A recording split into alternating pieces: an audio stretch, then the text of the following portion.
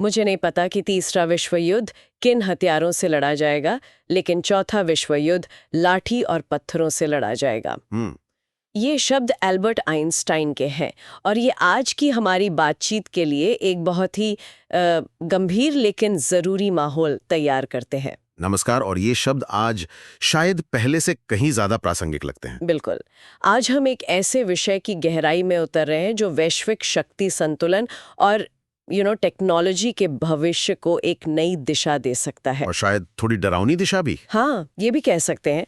हमारे सामने जो स्रोत है वो ऑब्जर्वर रिसर्च फाउंडेशन यानी ORF का एक लेख है, जो एक काल्पनिक लेकिन बहुत विश्वसनीय लगने वाले परिदृश्य की पड़ताल करता है। और वो परिदृश्य ये है कि सोचिए, दुनिया का सबसे शक्तिशाली देश अपने रक्षा मंत्रालय का नाम बदल दे, डिपार्टमेंट ऑफ डिफेंस से डिपार्टमेंट ऑफ वॉर यानी युद्ध मंत्रालय। सुनने में ये सिर्फ एक नाम का बदलाव लगता है, पर लेख के अनुसार 5 सितंबर 2025 को अमेरिका ने ठीक यही किया। और हमारी आज की इस गहन चर्चा का मकसद यही समझना है कि इस नाम के बदलने का असल मतलब क्या है, इसके पीछे की सोच क्या हो सकती है, और सबसे जरूरी, इसका दुनिया भर से आने वाले स्टेम टैलेंट पर क्या असर पड़ेगा। हाँ, खासकर भारत जैसे देशों के लिए। ये एक ऐसा विषय है जो हमारी विदेश नीति और हमारे टेक फ्यूचर को सीधे तौर पर प्रभावित कर सकता है। एकदम सही। और ये समझना बहुत जरूरी है कि ये सिर्फ एक नाम का बदलाव नहीं है। जैसा कि लेख बताता है, ये एक बहुत बड़ा नीतिगत संकेत है। मतलब ये अमेरिका की बदलती प्राथमिकताओं को दिखाता है। बिल्कुल। और दुनिया को देखने के उसके नजरिए में एक जबरदस्त बदलाव को भी। हम आज इसी के गहरे प्रभाव का विश्लेषण करने वाले हैं। तो चलिए इस बदलाव की तह तक जाते हैं। लेख हमें बताता है कि 5 सितंबर 2025 को अमेरिकी राष्ट्रपति डोनाल्ड ट्रंप ने एक एग्जीक्यूटिव ऑर्डर के जरिए एक कार्यकारी आदेश के जरिए डिपार्टमेंट ऑफ डिफेंस का नाम बदलकर डिपार्टमेंट ऑफ वॉर कर दिया। और दिलचस्प बात यह है कि ये कोई नया नाम नहीं है। नहीं, ये 1947 से पहले का असली नाम था। तो ये एक तरह से इतिहास में वापसी है। और इसके पीछे जो तर्क दिया गया वो भी उतना ही सीधा और साफ है। व्हाइट हाउस की घोषणा कहती है कि इसका उद्देश्य है अपने राष्ट्रीय हित पर ध्यान केंद्रित करना और हमारे विरोधियों का ध्यान युद्ध करने की हमारी इच्छा और उपलब्धता पर केंद्रित करना। मतलब कोई डिप्लोमेसी नहीं, कोई लाग लपेट नहीं, कुछ नहीं। एक बहुत ही आक्रामक और दो टूक बयान है कि जो हमारा है उसे सुरक्षित किया जा सके। लेकिन क्या इसे ऐसे भी नहीं देखा जा सकता कि अमेरिका बस ईमानदार हो रहा है, कि वो डिप्लोमेसी का दिखावा छोड़कर साफ साफ कह रहा है कि उसका मकसद अपनी ताकत बनाए रखना है? ये एक अच्छा सवाल है, लेकिन यहाँ एक और पहलू है जिसे लेख उजागर करता है। वो ये कि अमेरिकी रक्षा मामलों में जो कार्यकारी आदेश होते हैं वो अक्सर द्विपक्षीय होते हैं। अच्छा, मतलब दोनों पार्टियां उनका समर्थन करती हैं। हाँ, डेमोक्रेट्स और रिपब्लिकन दोनों, और उन्हें आसानी से पलटा नहीं जाता। इसका मतलब ये हुआ कि ये बदलाव सिर्फ एक राष्ट्रपति का अस्थायी राजनीतिक पैंतरा नहीं है। तो ये एक लॉन्ग टर्म स्ट्रेटेजिक शिफ्ट का संकेत है। बिल्कुल। ये बदलाव यहाँ टिकने के लिए आया है। और जो बात इसे और भी गंभीर बनाती है वो है इसके तुरंत बाद की गई घोषणाएं। 30 सितंबर 2025 को नई युद्ध सचिव पीट हेग्सेथ ने 10 नए निर्देश जारी किए। और उनमें से एक हमारी चर्चा के लिए बहुत जरूरी है, आधुनिक कार्यबल प्रबंधन, मॉडर्न वर्कफोर्स मैनेजमेंट। ये तो काफी कॉर्पोरेट भाषा लगती है। क्या इसका मतलब सिर्फ ये है कि वो अपनी हायरिंग प्रोसेस को बेहतर बना रहे हैं, या इसके पीछे कुछ और भी है? दिखने में तो वैसा ही लगता है, पर लेख के मुताबिक इसका मकसद कहीं ज्यादा गहरा है और आक्रामक भी। वो कैसे?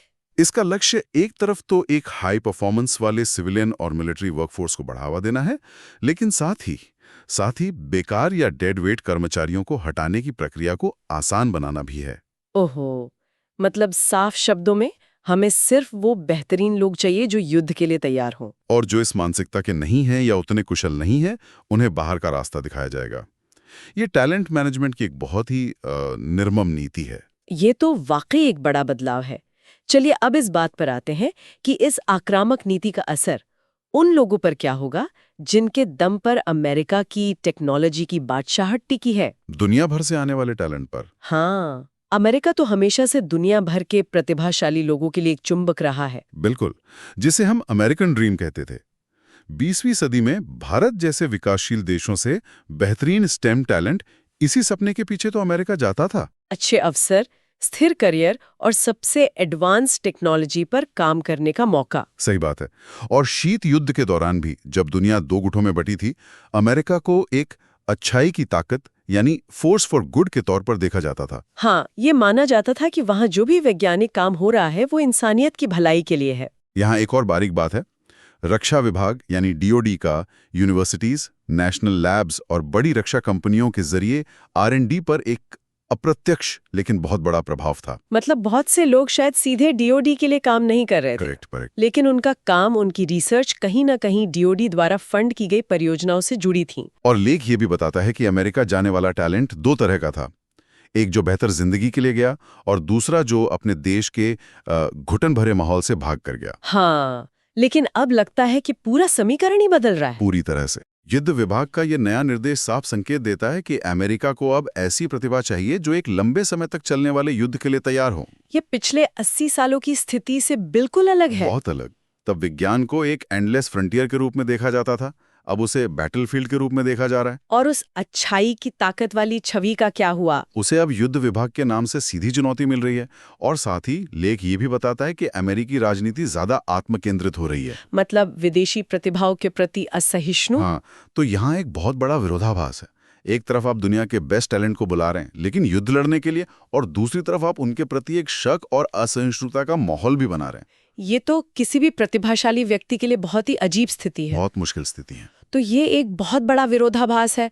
और इसके ऊपर अब अमेरिका टैलेंट के लिए दुनिया में इकलौता ऑप्शन भी नहीं रहा है ना? बिल्कुल नहीं। खेल अब पूरी तरह से बदल गया है। कई विकासशील देश जिन्होंने दशकों तक अमेरिका की स्टेम पाइपलाइन को भरा था, अब अपनी खुद की R&D नीतियां बना रहे हैं। सही बात है। लेख में कुछ बेहतरीन उदाहरण दिए गए हैं। वो अमेरिकी मॉडल से सीख तो रहे हैं लेकिन उसे अपनी जरूरतों के हिसाब से ढाल रहे हैं।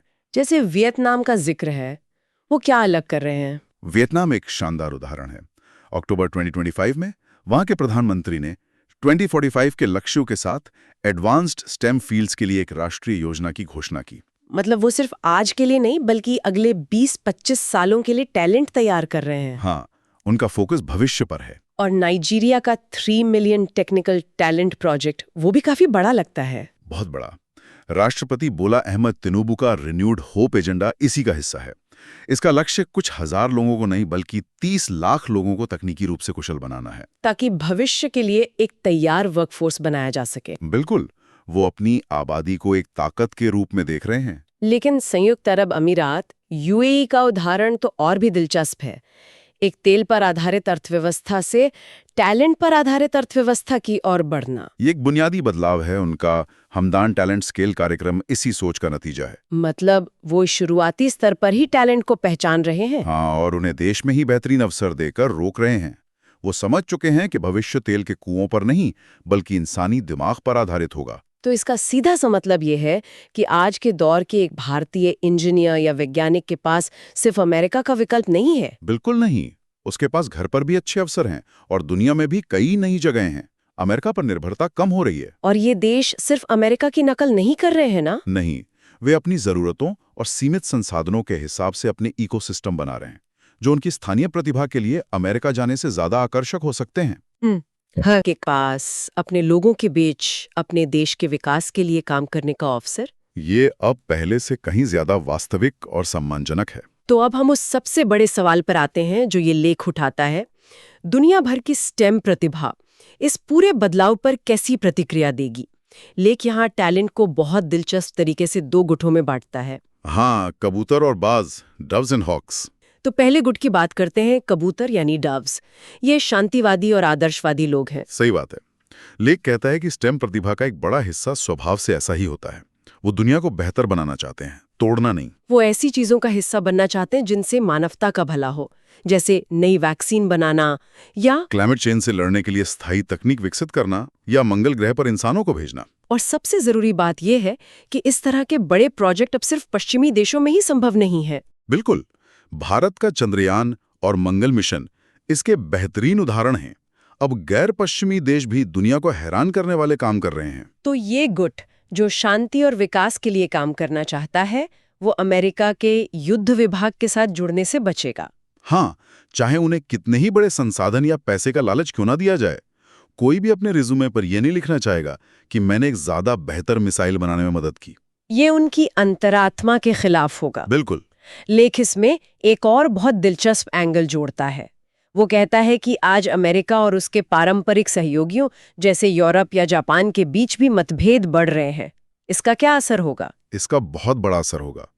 मान लीजिए जर्मनी का कोई टॉप एआई रिसर्चर है। अगर वो अमेरिका के डिपार्टमेंट ऑफ वॉर की किसी प्रोजेक्ट पर काम करना चाहे तो उसे अपने ही देश में जवाब देना पड़ेगा। अपनी यूनिवर्सिटी में अपने सहकर्मियों को। हाँ, और अपनी सरकार को भी उस पर नैतिक और सामाजिक दबाव बहुत ज्यादा होगा कि वो एक ऐसे विभाग के साथ क्यों काम कर रहा है जिसका घोषित मकसद युद्ध करना है। ये तो गठबंधनों के अंदर ही एक दरार पैदा कर सकता है। कर सकता है। ये बहुत ही गहरा पॉइंट है। लेकिन जैसा कि आपने पहले कहा, हर कोई आदर्शवादी नहीं होता। और यहीं पर दूसरा गुट आता है, बाज यानी हॉक्स, लेकिन एक बहुत ही तीखा नाम देता है, नवाचार के भाड़े के सैनिक। Innovation mercenaries. हाँ, ये शब्द ही अपने आप में कितना कुछ कह देता है। मतलब कल का युद्ध सिर्फ बंदूकों से नहीं बल्कि कोड और एल्गोरिथम से भी लड़ा जाएगा। और उसे लड़ने वाले किसी देश के प्रति वफादार नहीं होंगे बल्कि सबसे ज्यादा बोली लगाने वाले के प्रति। ओहो। ये वो समूह है जो पैसों, पावर या बेहतरीन अवसरों के लिए किसी के भी साथ काम करने को तैयार हो सकता है, बिना इस बात की ज्यादा परवाह किए कि उस टेक्नोलॉजी का अंतिम उपयोग क्या होगा। ये एक उदाहरण देता है कि कैसे ग्रीन कार्ड धारक अमेरिकी सेना में शामिल हो रहे हैं। हाँ, तो इसी तरह ये अनुमान लगाया जा सकता है कि कुछ स्टेम पेशेवर भी नागरिकता या बड़े पैकेज के लालच में युद्ध विभाग के साथ जुड़ने में संकोच नहीं करेंगे। यूक्रेन युद्ध के बाद हमने देखा है कि कैसे भाड़े के सैनिक दूसरों की लड़ाई लड़ रहे हैं। तो क्या लेख ये कह रहा है कि भविष्य में हमें विज्ञान और तकनीक के क्षेत्र में भी ऐसे ही कॉन्ट्रैक्ट सोल्जर देखने को मिलेंगे? ठीक यही। भविष्य के टकरावों में हमें इनोवेशन के क्षेत्र में फ्रीलांसरों और निजी ठेकेदारों के रूप में काम करने वाले स्टेम पेशेवर भी दिख सकते हैं। ये संख्या में शांतिवादियों से कम हो सकते हैं, लेकिन उनका प्रभाव बहुत ज्यादा हो सकता है क्योंकि वो सीधे तौर पर घातक तकनीकों पर काम करेंगे। और ये सिर्फ अमेरिका के लिए नहीं होगा। बिल्कुल नहीं। ये टैलेंट चीन, रूस और यूरोप के लिए भी काम कर सकता है। ये तो ऑपरेशन पेपर क्लिप की याद दिलाता है। लेख भी इसी की तरफ इशारा करता है। ये एक तरह से संगठित ऑपरेशन पेपर क्लिप जैसा परिदृश्य बना सकता है। फर्क सिर्फ इतना होगा कि इस बार ये किसी एक देश के वैज्ञानिक नहीं होंगे बल्कि पूरी दुनिया से आए भाड़े के सैनिक होंगे। और ये किसी के लिए भी काम करेंगे जो उन्हें सबसे अच्छी कीमत देगा। बिल्कुल। ये एक बहुत ही अस्थिर और खतरनाक भविष्य की तस्वीर है। तो इस पूरी चर्चा को समेटते हैं, इन सब का आखिर मतलब क्या है? संक्षेप में, अमेरिका युद्ध विभाग के नाम के साथ दुनिया को ये संकेत दे रहा है कि वो अब रक्षात्मक नहीं बल्कि आक्रामक मुद्रा में है। वो दुनिया को बता रहा है कि वो सिर्फ अपनी रक्षा नहीं करेगा बल्कि अपने हितों के लिए युद्ध करने को भी तैयार है।